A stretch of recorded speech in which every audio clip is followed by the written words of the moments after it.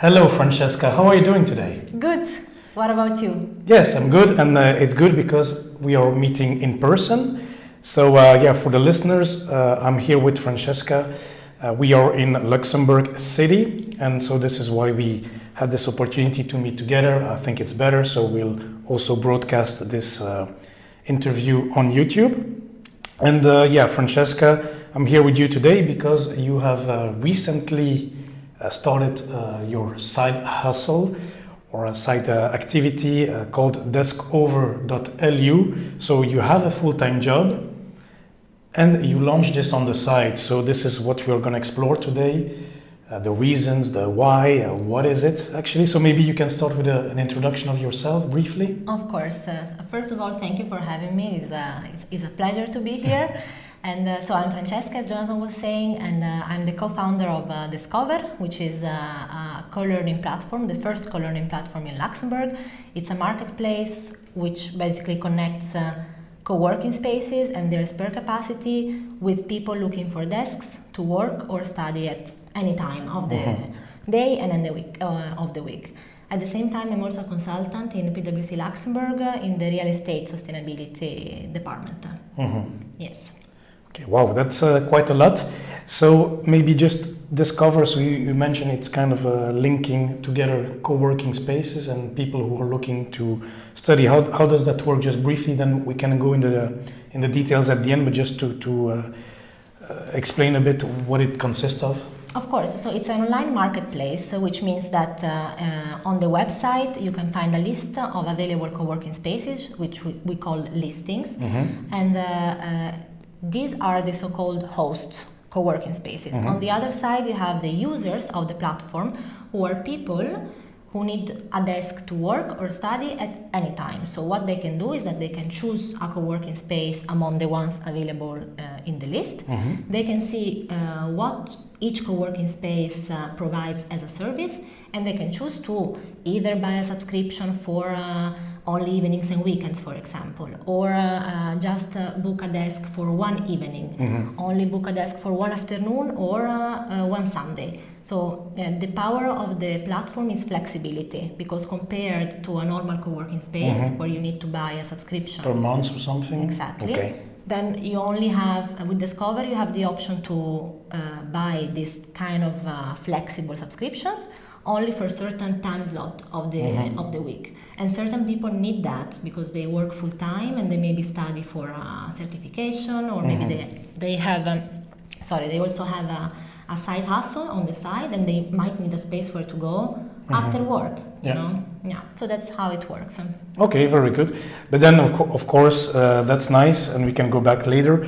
But, okay, so you're doing next to a job at PwC. So, I mean, PwC to me, maybe people know or don't know, but at least to me, it sounds like it's a lot of work by itself. I mean, this is the reputation of those companies, Deloitte, PwC, etc. So how do you combine that together? I mean... Yeah, so it is true. In PwC, it's a lot of work, and during the day I work a lot. So from 9 to 6, 7, I work a lot. But I've always been very keen on the fact that I want to work the amount of time that I'm paid for. So I will try to put the maximum that I can during the day. Yeah. But then after a certain time, even if I didn't have the side hustle, then I would stop to have time for myself. And this was very clear from the beginning with my managers, my team. I always said like, okay, this is what I can do. I will do my maximum, and then that's it. So in some way I manage it because I manage my time the best as I can.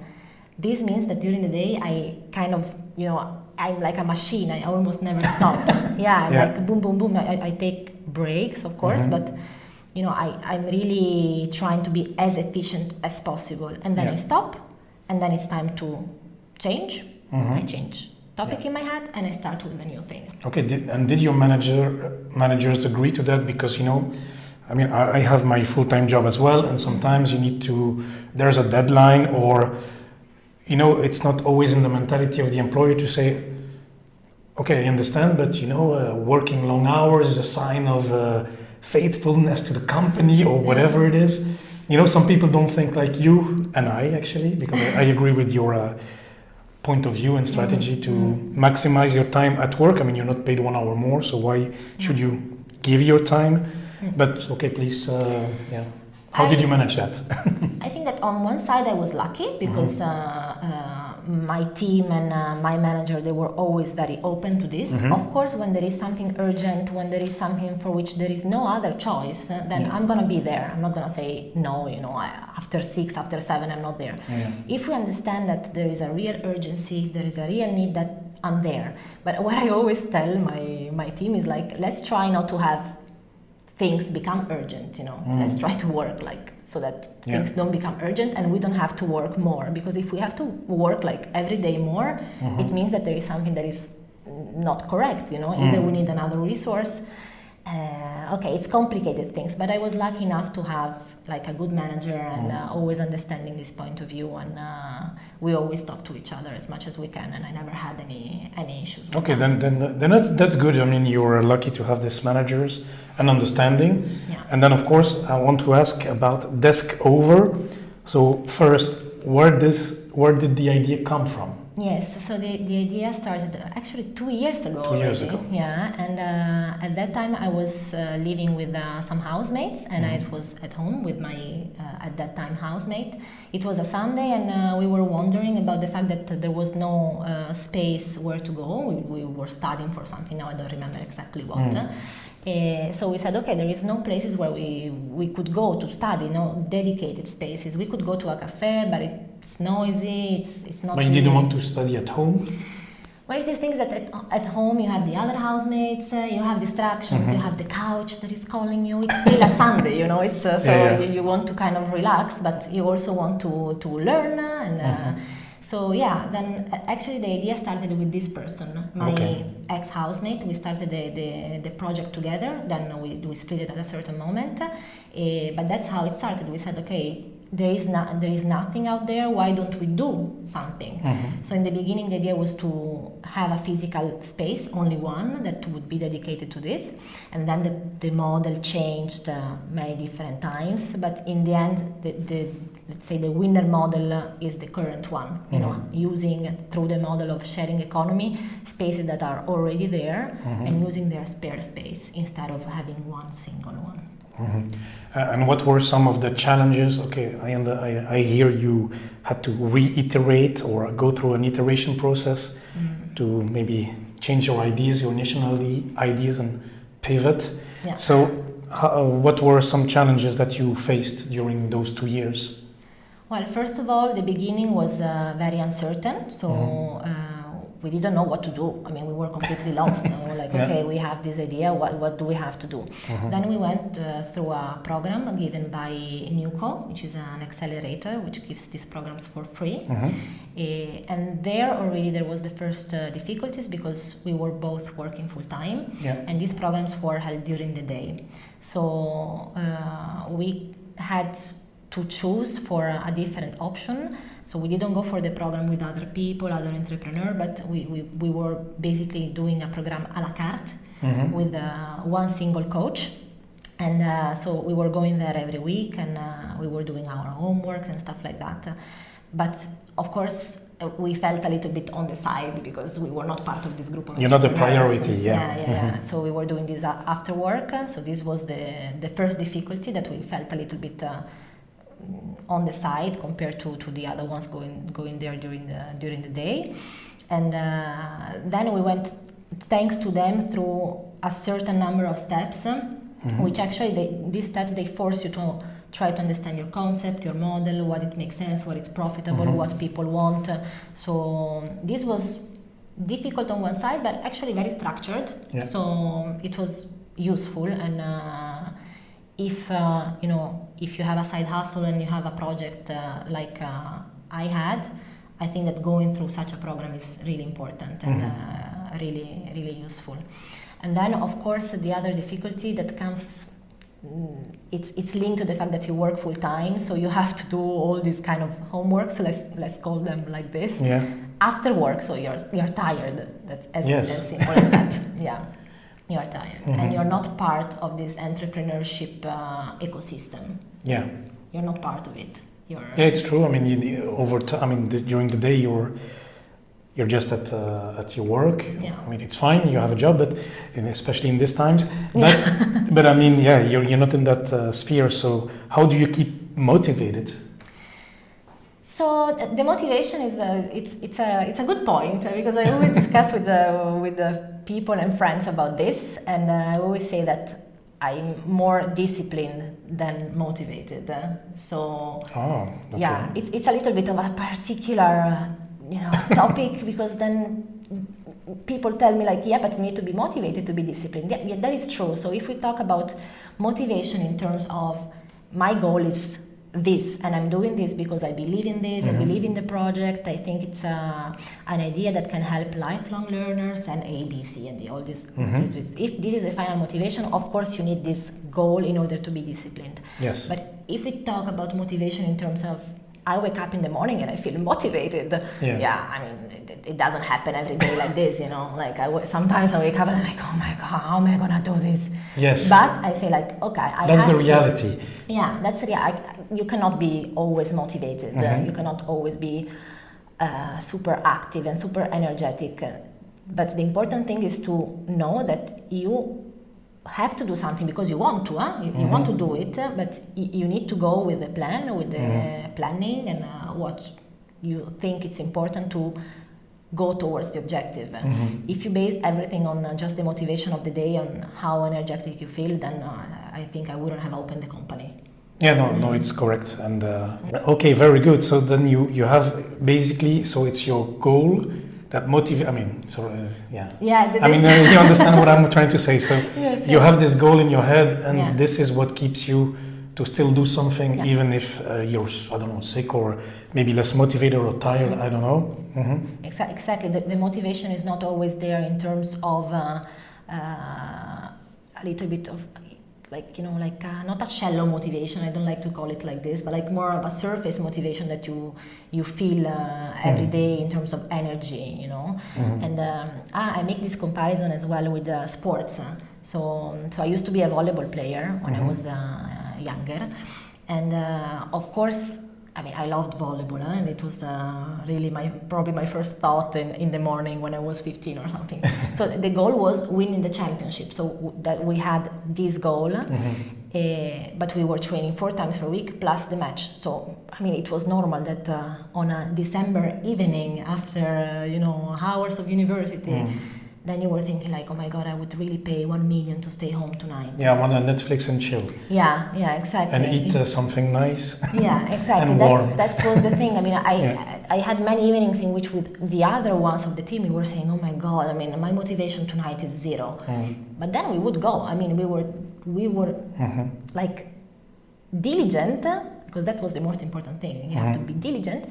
And you go there because you have to, because your final goal is to win the championship. Yes. And you know that if you don't go to the training, you can dream as much as you want about the championship, but you're not going to win. Yes. So yeah, this is like an analogy that I think it's kind of explicative. Yes. Okay. Very good.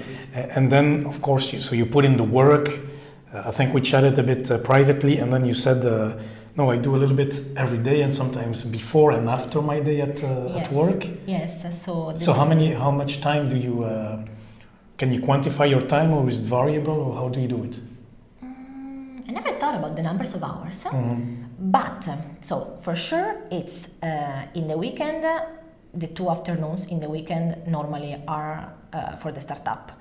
So I try to kind of relax in the morning, even though in the weekend I wake up with a sense of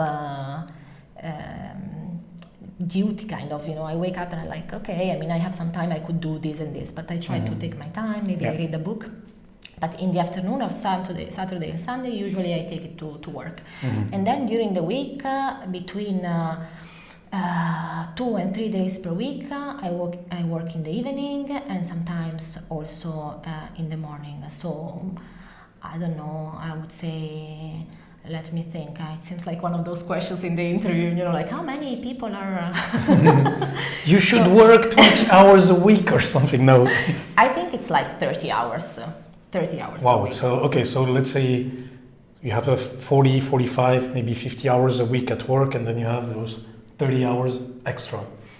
I would say 40 hours, 45 maximum at PwC. Yeah, because you're efficient. Yeah. I don't want to pump it to the 50 because I don't think I go to 50. So 40, 45 at work, and then yes, not more than 30 on. Yeah, but it's quite some work, eh? Yeah. I mean, it's what is it? A bit more than 4 hours on average. So, no, it's good. It's good. Yeah. But then how is it with your friends? Because then. Your friends, your social life, your family, I don't know, but I mean, how do you manage it? Because you need to find a balance. I mean, you cannot be like those or American friends, like the full-time hustlers or the Gary V, like, yeah, you need to work. No, I'm not like that. I'm not like that. So, okay, my friends know about this, and they are understanding that sometimes I need to say no. But I'm also quite obsessed with planning. I like to plan very much. So I will try to fit everything in, like a puzzle. You know? Of course, you need to select.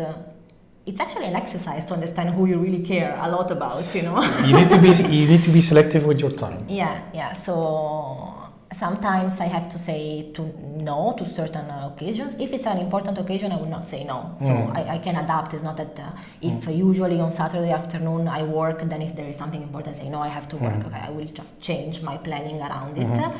But I try to keep my social life because it's important.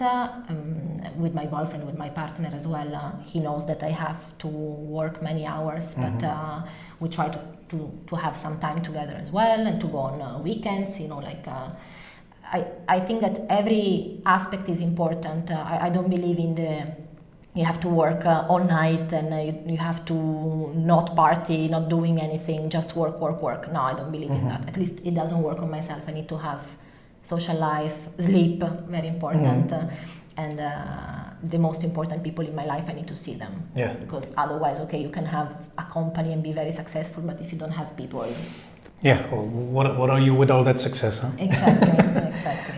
Okay, indeed. And then I was wondering, because then maybe your friends, maybe at first, maybe today, I know you're present on social media, on LinkedIn, etc., on Instagram.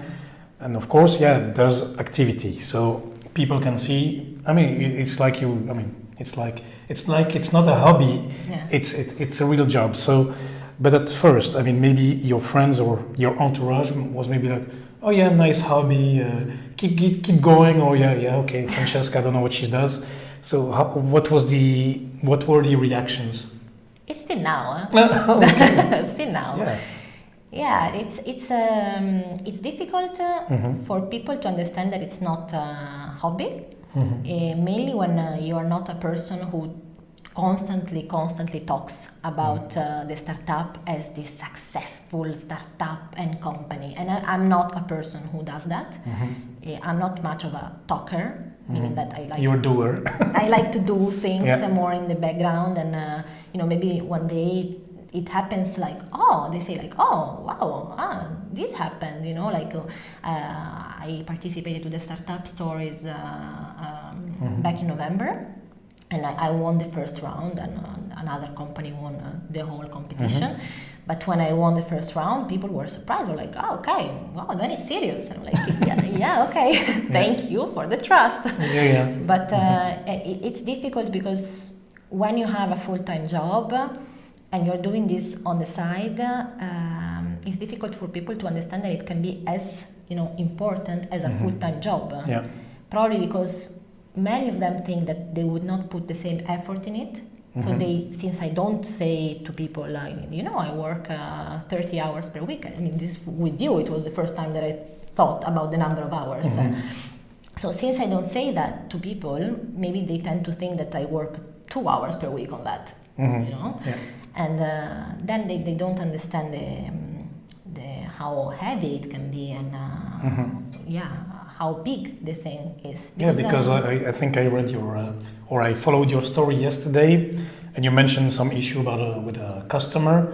So it's something that happened, maybe it was not planned, and then, okay, you need to solve this, it's your business. Exactly. And you cannot live you cannot just turn your phone off, at least in the beginning of the startup. Then one day, hopefully, I will have, like employees exactly. doing that for me.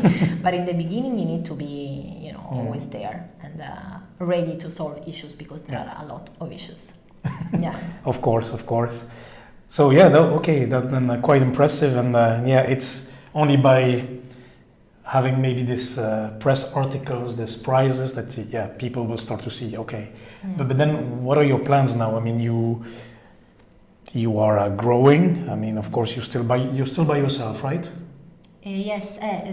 So that we split up with that person, but I am now with my brother. So I'm the co-founder with my brother. With your brother? Yes. Okay, so you're growing.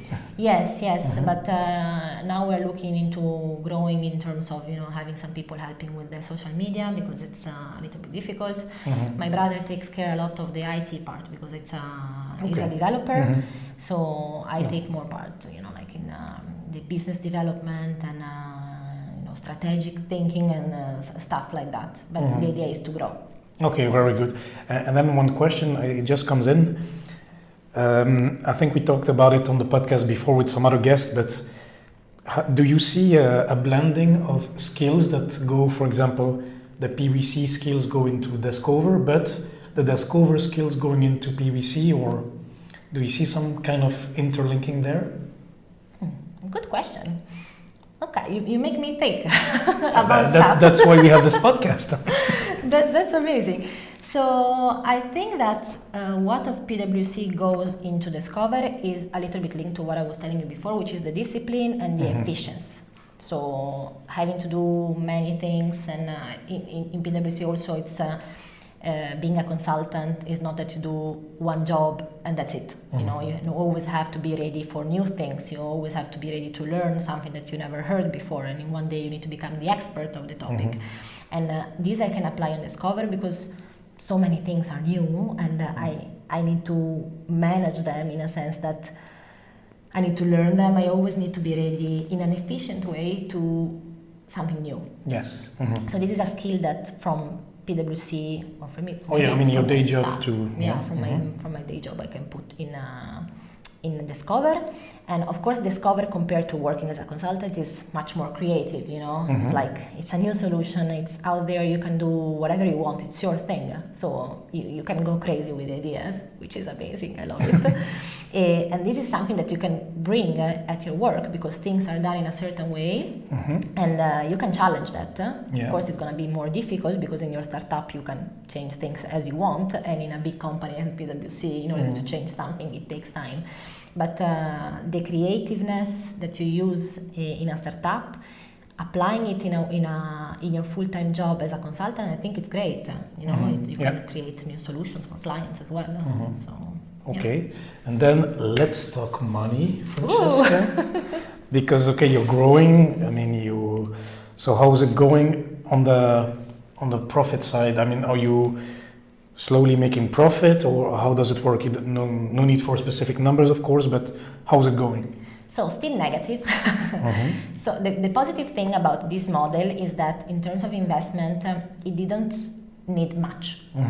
Actually, it needed nothing. The biggest investment that I had to do was the opening party in the March 2020. Yeah, I saw that in the photo. Yeah. It was in February actually, 2020. Just before the COVID. Exactly. Good timing. Yeah. So just before the COVID, we did the opening party, and there I spent, I can tell you, I don't care, like 2K for the opening party. Okay. I wanted good food. Important. Italian good food.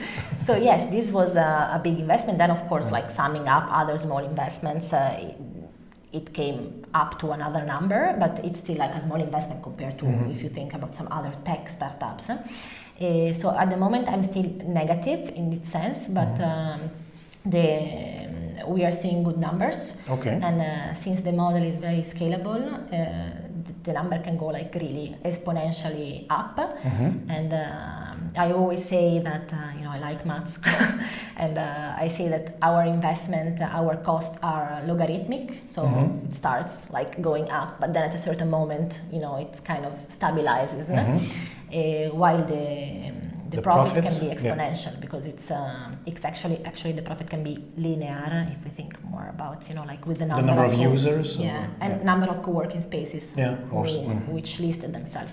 So we went from one co-working space in 2020, which was Foundry in the beginning with the pilot, and now we have already 4, and we are talking with a good number of co-working spaces in Luxembourg. So the idea is then to go, to the great region. But you can go exponentially, and the number of spaces in Luxembourg you can grow. But I mean, Luxembourg is a tiny country, so it is a tiny country. So so until where can you go? We'll have to go further. Or maybe you'll go international. Yes, that's the idea. Okay. Yes. So let's see. Then of course you need to think about the employees. It's not as simple as logarithmic versus linear. I wish, but it's we have good numbers for for the moment. Promising, I would say. Say. No, very good. And I think with all the efforts, I think it will only grow. And as well, I'm thinking just out loud. The pandemic maybe has even encouraged this kind of partial studying at some offices, at some kind of co-working spaces. Maybe people start their hustles during this time to make some side money. So I think it definitely has a future, and it looks promising for you. But then I was wondering as well, because we talk money, and what about your job? You make some decent income. What if you start to make enough money that you make even more money than at your regular job? What will you do? Another good question. So the thing is that it's a difficult question for me because I like my job. Okay. And I like what I do. You didn't start. We didn't cover that, but you didn't start because you hate your job and you want to quit and. Exactly. That was not what happened with me. I actually quit my job in the past when I didn't like my job, and then I found this one which I like, and I like the topic. Sustainability is something that I think will grow, and in some way I kind of want to stay in the field, you know. So sometimes I think maybe I can reduce the amount of time, so I can go part-time, I can think about alternative solutions, but the best for me would be really to keep both. This is the best scenario. Then of course, my mom tells me you cannot have it all, you have to choose. So at a certain moment, if this goes really well, then I will have to take a decision, and I will have to go for it 100%, you know. So, but it really depends on how it goes. I'm still not ready to make the jump. You know? Yeah, not ready yet. Okay, that's interesting, because then then you are starting to go into the financial independence thing with the money. So because then you will make a choice, but in terms of money, how do you see that? Because are you working towards financial independence as well by having those by creating those opportunities for yourself, or how do you see that? Yeah, for sure. I mean, it was not the final goal of it. I mean, the final goal was the project itself and what it can bring to society, let's say. But it comes with it. So of course, financial independence would be great, and that's if the company goes well and if it's scalable as we think it can be, then it will bring to that as a normal consequence, you know. And since for me the topic is very important, because I've always wanted to be financially independent, but not in the sense from like your employer, because when you talk about financial independence, sometimes I have this confusion, like, do you mean from employers or you mean from other people? Because when I talk about financial independence, I have both the how do you call it, the version of financial independence from employers. So you have your own money, you make your own money with your companies, whatever. And then I have also the financial independence, for example, from a partner. You know, being a woman, I also have this interpretation of it. So I want to be financially independent by anybody else. I want to have my own money. Because when maybe it's good that we have this discussion, because when I mention financial independence, usually on the podcast, it's to have the option to leave your job to do whatever you want. So because, for example, you have savings or you have enough money to not need to go to work, basically that's it. So then it's the first version of it. So with Deskover, of course, that would be the option, even though it's not really my objective. I mean that if I like what I do, for me that's the most important thing. I would like to arrive at a point in which I don't dream about quitting my job, you know, and do whatever I want, but the dream is more like having a job, an activity, let's say, that brings me money and that makes me feel good, not necessarily happy. Like we talked before, you cannot wake up every day and be like, yoo-hoo. But maybe that it lets me work from wherever I want, from in front of the beach, or I can take some vacation whenever I want. Do you have a deal with the beach in Deskover? Yeah, that would be good. Here is an opportunity. So I wouldn't say financial independence in that sense 100%, but until a certain percentage. Does it exist as a concept? I just invented it, maybe. Yeah, it can exist. There's all sorts of names for that, but so up to a certain level. Yes, exactly. Okay, and what would you say, maybe as a last question, what would you say to somebody who maybe is in the corporate world and who says, look, I want to start something, an activity, I don't know, I have this idea for, I don't know, maybe something online or something like you do, something, I mean, it's kind of hybrid what you do, so it's kind of cool because it's, okay, you need the programming, you need to have the interface, but then as well it's physical. I mean, actually we are filming this in one of the co-working spaces. But what would you say, what would you recommend, maybe 3 tips to somebody who wants to start this kind of side activity? Okay, so the first thing that I would suggest is to talk about your idea. So one big mistake of the beginning of this adventure, let's call it like this, was that we, and when I say we, I refer to the fact that I had that business partner back then, we were afraid that they would steal the idea. So we were keeping it to ourselves, and this was limiting us a lot because you don't discuss with people, you don't get feedback, you just keep it for yourself. And who should you talk to then? You should talk to... Because if I talk to my grandmother, I mean, it's nice, she'll say, good, my son, but... Okay. No, you should look for feedback. So it can also be your friends in the beginning, but then you should start to look for the community. So if you have an idea and you need to implement it, you're not going to do it by yourself, you need support. So talk about your idea, look for people in the environment, in the ecosystem. And in the beginning it's going to be difficult because you have your full-time job and then you will want to be involved in this ecosystem. It's not going to be possible 100%, but even being involved 10% compared to a full-time entrepreneur, it's important. It's going to help a lot because it's going to teach you exactly all the steps that you have to do.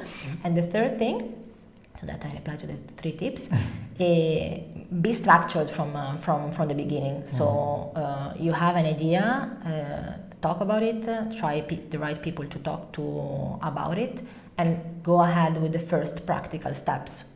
So really try to be structured in it because it's a project. It's not that if it's an entrepreneurial thing, then it's creative, it's nice, it's cool. Because otherwise it's a hobby or it's a... Or you're serious about it, huh? Yes. It's a real project, and it's a job in the end. So it's really nice and cool, all about this. But also you need to be disciplined. You need to work a lot, and but go for it. I mean, it's worth it. Okay, excellent. Well, Francesca, thank you very much. I think it was quite a nice conversation, and I'm glad I made you think. Yes, definitely. But I think it's as well helpful for the listeners to hear your story, because then I also wanted to have somebody from Europe a bit hustling, not only our American friends. So that's good. Thank you very much. And of course, as you know, before I leave you, we always have our 3 quick fire questions. So are you ready for that? Of course. Okay, very good. So the number 1 question, okay, we didn't really talk much about money, but it does not need to be money, but what has been your best investment so far? So my best investment, it's indeed not in terms of money. And it goes back to what I was telling you before about volleyball. So volleyball throughout my life has been probably the biggest investment in terms of time and physical effort. But it really taught me a lot. I think that competitive sports can teach you so many things. And what I was talking about before, like diligence and motivation in the sense of motivation linked to diligence and team spirit and a lot of things that I think that they cannot teach you in school. So really that's my best investment, and if I can give a tip to kids, I would tell them go for sports. It's important. Okay, very good. Number 2, what is a book you can recommend to anyone? Okay, so the favorite book is I don't have a favorite book, because it's a bit like asking do you prefer Mom or Dad, it's like so many nice books. But I have one book that I actually read recently that I can recommend to people. It's called Manufacturing Happy Citizens. Okay. The authors are very difficult to pronounce, so I'll look it up and I'll link it in the notes. Thank you, because I'm embarrassed otherwise. So, where are they from, if I may ask? It's Spanish, I think. But I cannot. I'm not sure. I'm not sure about the pronunciation. Maybe no problems. I should have, but yeah. No problems. So it's Manufacturing Happy Citizens, and the title might make you think that it's about how we are supposed to be happy, but it's actually the opposite, which is an interesting thing nowadays. And this book basically speaks about the fact that we are a bit obsessed with happiness today. There is a whole new trend, we can call it trend, about how we are supposed to feel happy and be happy and feel motivated and feel energetic, and this is actually going against our happiness. I get the idea. And it's a whole business actually. It's it makes us buy things and classes and coach sessions and stuff like that. So it's a bit eye-opening, because we live in a world in which we think that we are indeed supposed to be... you're supposed to be happy every day to work on Deskover. I'm not. I cry a lot. So. But it sounds interesting. Okay. I really recommend it because it's again a little bit against the trend. Okay, very good. And then last question, this is always a little bit tricky one. Do you have a purchase that you can recommend for under 100 euros? I do have that. I was thinking that I'm not much of a shopper, so I don't like shopping that much in general. So it's a difficult question. But then I have one, which is a pillow. So it's a very expensive pillow compared to. I think I was thinking, like, when I was doing my Erasmus, I went to IKEA and I bought a very bad pillow, Okay, And then I bought this one, which is expensive, but less than $100. But not much less than $100. And it's really the best investment that I did. I mean, I sleep like a child. And sleeping is really, really, really important. Is it a specific brand, or is it just like It's one of those, that memory foam. So what you have, your head is kind of imprinted in it? Exactly. Okay. The brand I don't remember it. I just remember that when I was buying it, I was thinking, like, is it really worth it? Because it's a lot of money for a pillow. And then the way I sleep, it is really worth it. It's, it's a purchase which is not really typical. It's like, a pillow, but it is. Well, we want to hear typical stuff here, so no, very good. Okay, I'll look that up as well. Maybe buy one. Who knows? I recommend it. Okay, very cool. I'm reading actually a book right now. It's called Why We Sleep. So I just started yesterday. So I love the book. I mean, I still have to read it, but many people have. Okay, very good. So Francesca, we talked about, of course, Deskover. So where can people find you? So you're on Deskover, the website, Deskover.lu. Yes. You're on social media. Can you? Of course. Tell So the people. there is the website, which is Deskover.lu. There you can find the contact, and actually you are going to find on the website all the links to social media. So it's Deskover, D-E-S-K over. Huh? Exactly. It's like discover, like discovering things, but with the desk, that's the game of words. So it becomes Deskover. Yeah. And on social media, you find me as Deskover_LU. So that's on Instagram, LinkedIn, and Facebook. Okay, very good. So Francesca, thank you very much. It was a pleasure. Thank you for having me. It was really a pleasure. Okay, Yes. nice.